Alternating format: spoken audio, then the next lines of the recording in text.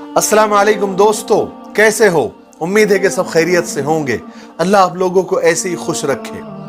आज मैं आपको माँ की मोहब्बत का एक ऐसा जबरदस्त किस्सा सुनाने जा रहा हूं कि जिसको सुनकर आपके दिल में माँ की मोहब्बत, माँ की अजमत, माँ का प्यार जो पहले से ही बहुत होगा, लेकिन ये किस्सा सुनने के बाद कई गुना बढ़ जाएगा। तो आप बिल्कुल मिस ना करें, ये किस्सा आप जरूर सुने।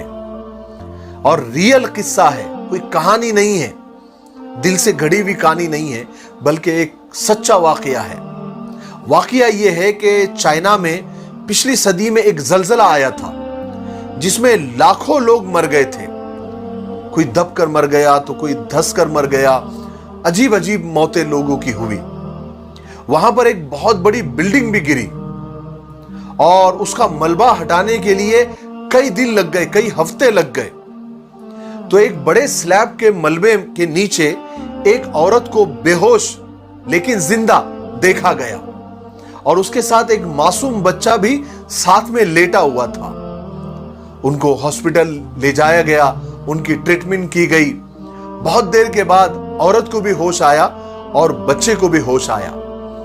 तो डॉक्टरों ने उस औरत से पूछा कि हमने आपका सारा इलाज किया, लेकिन एक बात हमको अजीब लगी कि आपके हाथों के जो ये सिरे हैं, ये दोनों हाथों के सिरे हैं, ये 10 के 10 जख्मी हैं, फूटे हुए हैं। तो ये क्या बात है, ये समझ में नहीं आया, कहीं दब गए थे या क्या हो गया था। तो उस औरत ने फिर अपना किस्सा सुनाया। कहा कि जब हमारे ऊपर छत गिरी, स्लैब गिरा, तो मैं एक कोने में दब गई। मैं महफूज थी, मेरा बच्चा मेरे सीने से लगा हुआ था।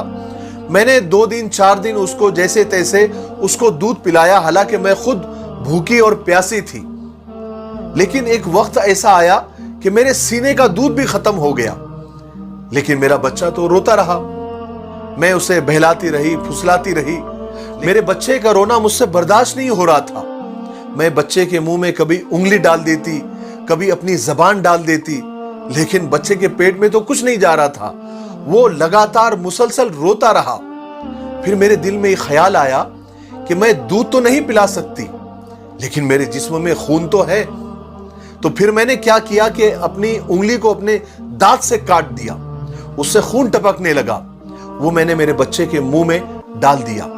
बच्चे ने खून चूसना शुरू किया और फिर वो खामोश हो गया क्योंकि उसके पेट में कुछ जाने लगा।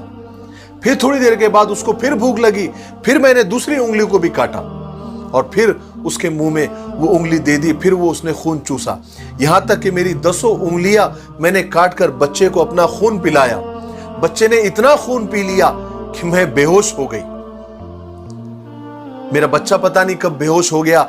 अभी होश आया तो मैं अपने आप को आप लोगों के सामने और हॉस्पिटल में देख रही हूं। जब इस मां ने अपना किस्सा सुनाया तो वहां पर जितने भी डॉक्टर और नर्स और बाकी के लोग थे, वो मुसलसल रोए जा रहे थे और हैरान थे कि मां की मोहब्बत इस दर्जे तक जा सकती है कि अगर मां महसूस करे कि मेरा जिस्म का खून देकर भी अगर बच्चे की जान बच सकती है तो मां वो भी कर गुजरती है। ये होती है मां और ये होती है मां की मोहब्बत। इसीलिए खुदा ने भी जब अपनी मोहब्बत का तस्करा किया तो उसको मां की मोहब्बत से तशबीह दी। इसीलिए कहा जाता है कि खुदा अपने बंदों से 70 माओं से ज्यादा मोहब्बत करता है। इसलिए मां की कभी भी नाकदरी ना करे।